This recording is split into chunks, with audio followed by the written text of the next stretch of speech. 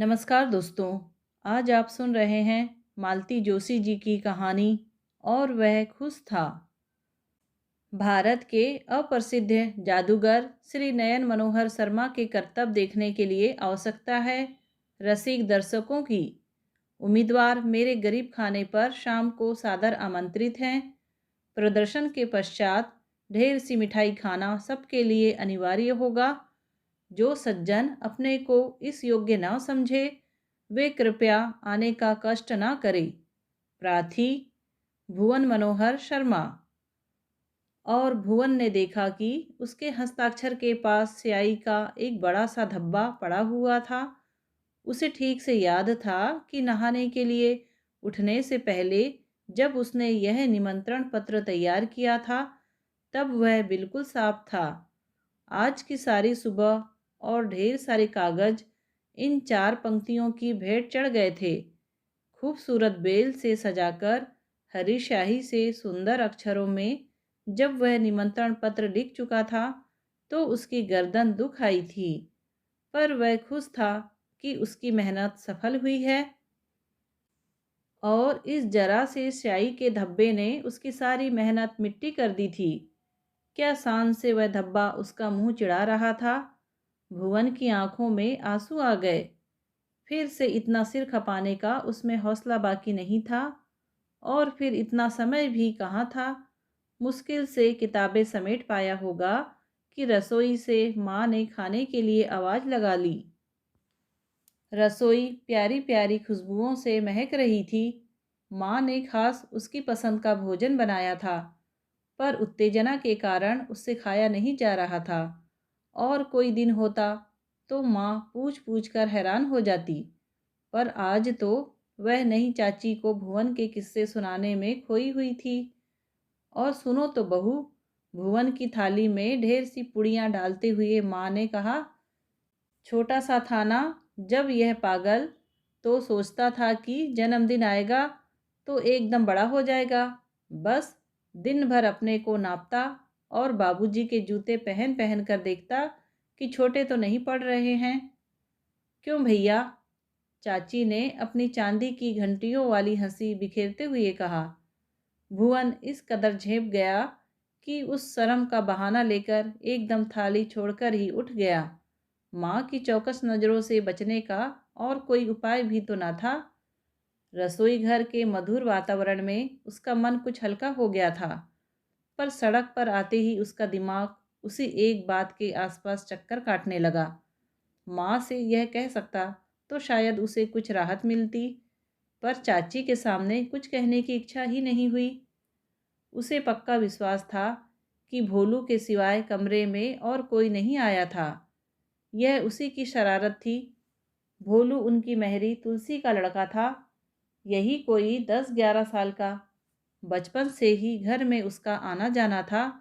पर 8-10 माह पहले उसके पिता का हाथ मशीन की चपेट में आ गया था। भुवन की माँ ने तरस खाकर उसे अपने ही घर ऊपर के कामों के लिए रख लिया था। लेकिन नौकर होते ही भोलू में एक अजीब सा परिवर्तन आ गया था। उसके चेहरे का भोलापन एकदम गायब हो गया था। अपने होंठ सख्ती से भींचे हुए वह हमेशा न जाने क्या सोचता रहता।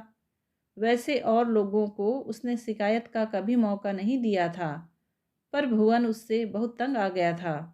अक्सर वह झाड़ू लगाने के बहाने उसकी करीने से रखी पुस्तकें उतार देता। बिस्तर साफ करने के बहाने पेन या पेंसिल गिरा देना तो रोज का काम था। उसकी साइकिल लेकर बाहर बाजार जाता तो देर करके लौटता और भुवन को पैदल स्कूल जाना पड़ता। दरवाजे पर जब भुवन अपने दोस्तों के साथ गप लड़ा रहा होता तो उसी समय भोलू को झाड़ू लगाने या छिड़काव करने का मूड आता। भुवन बेतरह झुंझला जाता। कई बार तो माँ से शिकायत कर देता।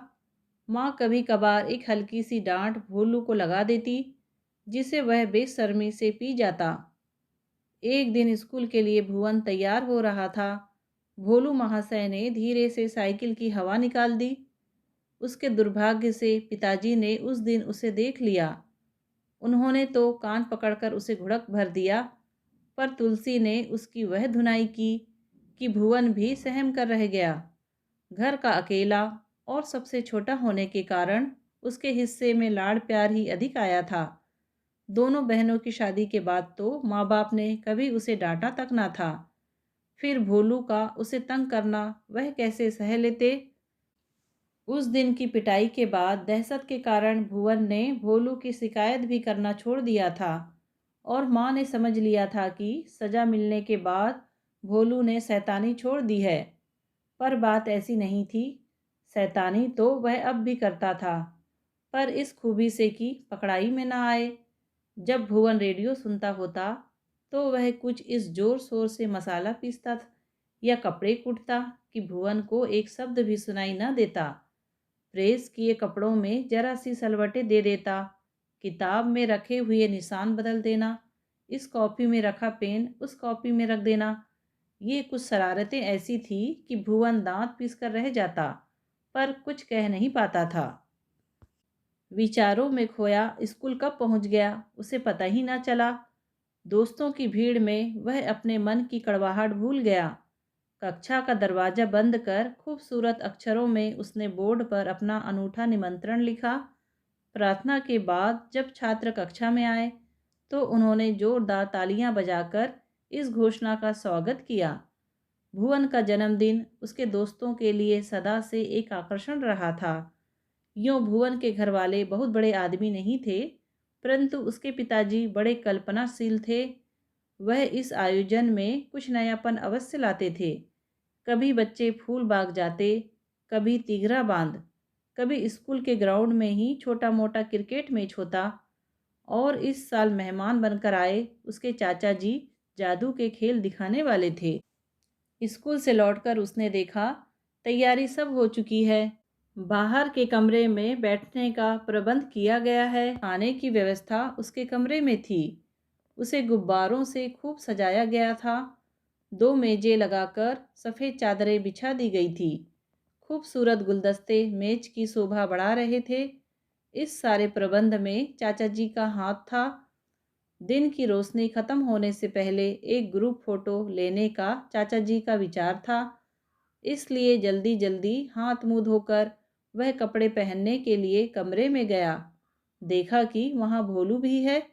प्लेटें पोंछते हुए उसके हाथ रुक से गए हैं और वह एक टक कमरे की सजावट को देख रहा है। उसके चेहरे पर कुछ ऐसा भाव था कि भुवन को अनायास माँ की एक बात याद आ गई। एक बार भोलू के इस अजीब व्यवहार पर घर में चर्चा चली थी तो माँ ने कहा था, मुझे लगता है वह भीतर ही भीतर भुवन से द्वेष करता है। इस ईर्ष्या के मूल में उसकी अपनी परिस्थिति है। जो उसे नहीं मिल सका वह किसी और को मिल रहा है। यह शायद वह सह नहीं पाता। पढ़ने लिखने का, ओढ़ने पहनने का सुख तो पीछे आता है, पर माँ बाप का प्यार और खेलने खाने की आज़ादी, इन पर तो हर बच्चे का हक होता है। वह भी बेचारे को नसीब नहीं है। तुलसी भी हर वक्त उसे कोसती रहती है। मुझे तो सचमुच उस पर कभी कभी बड़ी दया आती है। इस वक्त भोलू के चेहरे को देखकर लगा कि माँ ने उसका मन जैसे आर पार देख लिया था। भुवन की आहट से भोलू चौंका और फिर काम में लग गया। अपने नए कपड़े निकालते हुए उसने देखा उसका ही एक पुराना जोड़ा भोलू पहने हुए है, जिसमें तुलसी ने 2-4 पैबंद और लगा दिए हैं। कपड़े की जिंदगी शायद उससे बढ़ गई हो, पर पहनने वाला कितना छोटा हो गया था। पता नहीं क्या सोचकर उसने पुराने कपड़ों का ट्रंक खोला। पुराने कपड़े इकट्ठे करके अक्सर माँ उनसे बर्तन खरीदा करती थी। उन्हीं में से एक पैजामा और एक कमीज निकालकर उसने भोलू से कहा, भोलू जा, झटपट हाथ मुंह धोकर यह कपड़े पहन कर आ। बाथरूम में मेरा पुराना कंघा रखा है, जरा बाल भी ठीक कर ले। जल्दी आना, नहीं तो सूरज डूब जाएगा और तेरी तस्वीर नहीं खींच पाएगी। भोलू जैसे ही पंख लगाकर कमरे से भागा। भुवन झटपट तैयार होकर बाहर आया और मित्रों के स्वागत के लिए खड़ा हो गया। मित्र एक एक कर आते जा रहे थे। 6 बजने में जब कुछ ही मिनट रह गए थे, चाचा जी ने ग्रुप फोटो के लिए फ्लाइन की आज्ञा दी। तभी सबने देखा, भोलू अपने नए कपड़ों में लजाते चले आ रहे थे। कपड़े कुछ बड़े पड़ गए थे और सिर में तेल भी ज़रूरत से ज़्यादा था, पर उसके चेहरे की ताजगी बता रही थी कि वह हाथ मुँह धोकर नहीं, नहाकर आया है। उस शाम का कार्यक्रम बड़ा जोरदार रहा। चाचा जी का जादू, पिताजी का आतिथ्य, माँ और चाची की बनाई हुई मिठाइयाँ, सभी कुछ इतना अनुपम था कि लौटते हुए हर बच्चे के चेहरे पर तृप्ति की मुस्कान थी। सबसे ज़्यादा खुश था भोलू। आज उसने भुवन के दोस्तों के साथ फ़ोटो खिंचवाई थी। भुवन ने अपने पास बिठाकर जादू के खेल उसे समझाए थे। दोस्तों के सामने उसके गाने की खूब तारीफ की थी। इस खुशी ने उसमें ऐसी फुर्ती भर दी थी कि आश्चर्य होता था। रात को थककर सब लोग जल्दी ही सोने चले गए थे। सिर्फ माँ ठाकुर जी के सामने बैठी थी, शायद अपने बेटे के लिए संसार की सारी खुशियाँ मांग रही थी। हाथ जोड़े हुए उनकी ध्यानस्थ मुद्रा भुवन को इतनी प्यारी लगी कि वह धीरे से उनके पीछे जाकर बैठ गया और अपने दोनों हाथ उसने माँ के गले में डाल दिए। क्या है रे? माँ ने चौंक कर स्नेह से भीगे स्वर में पूछा। कहीं कोई शैतानी करके तो नहीं आ रहा? भुवन को हंसी आ गई। बचपन में शरारतें करने के बाद माँ के दरबार में पेश होने का उसका यही तरीका था। माँ, आज मेरे हाथ से एक नुकसान हो गया। मैंने भोलू को एक जोड़ा कपड़े दे दिए, तुमसे बिना पूछे। नाराज तो नहीं हुई ना? नाराज होंगी, यह जानता तो तू दे सकता था क्या? पागल हुआ है ये? और उसमें नुकसान की क्या बात है? मुश्किल से एक कटोरी आती। उसके मुकाबले में भोलू की खुशी ज़्यादा बड़ी है। लेकिन माँ, यह एक जोड़ी कपड़ों की खुशी कितने दिन चलेगी? उससे किसी की जिंदगी पार नहीं हो सकती। क्या कह रहा है? तू तो एकदम फिलोसोफर बना जा रहा है। सच कह रहा हूँ माँ, आज मेरे मन में एक बात आ रही है। कहूँ? मजाक तो न बनाओगी? तू कहे तो। माँ ने कहा। माँ, सोचता हूँ आज के आयोजन में हम लोगों ने जितना खर्च कर डाला, इस रकम में तो एक बच्चे की साल भर की पढ़ाई निकल सकती है। तू क्या भोलू की पढ़ाई के लिए सोच रहा है?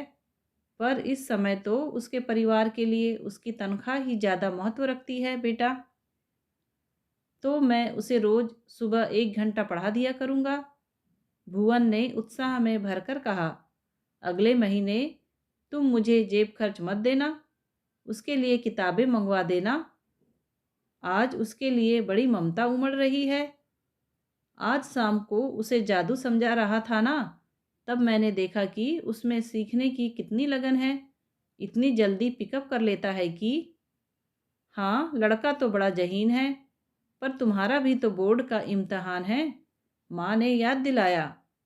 प्लीज़ माँ, रोको मत, भुवन ने अनुनय भरे स्वर में कहा। अच्छी बातें मन में रोज़ नहीं उठा करती, और जब उठे तो उन पर फौरन अमल कर लेना चाहिए। ठीक है ना? भुवन ने पीछे मुड़कर देखा। पिताजी मुस्कुरा रहे थे, तो इसका मतलब था कि उन्होंने माँ बेटे की सारी बातें सुन ली थी। भुवन तो बुरी तरह झेप गया, पर माँ ने प्यार से उसे थपथपाते हुए कहा, देखो, अब हमारा बेटा सचमुच बड़ा हो गया है। सो तो देख ही रहा हूँ, हम लोगों के दिल में भी यह बात नहीं उठी थी। बेटे, तुम अपनी पढ़ाई डिस्टर्ब मत करो, मैं खुद उसे पढ़ाया करूँगा। हाँ, आपसे तो वह ज़रूर पढ़ेगा, माँ हंसकर बोली। क्यों? मैं क्या कोई राक्षस हूँ? आप तो जो भी हैं सो हैं, पर मुझे भी दोपहर में कौन सा काम है? यूं ही इधर उधर बैठने से तो यही ठीक रहेगा कि भोलू को 2 अक्षर सिखा दूँ। माँ ने कहा और फिर भुवन की ठोड़ी उठाकर उससे पूछा, अब तो खुश हो ना? और सचमुच वह बहुत खुश था। दोस्तों, कहानी सुनने के लिए आपका धन्यवाद। कहानी पसंद आई हो तो प्लीज़ लाइक, शेयर और सब्सक्राइब ज़रूर कीजिए।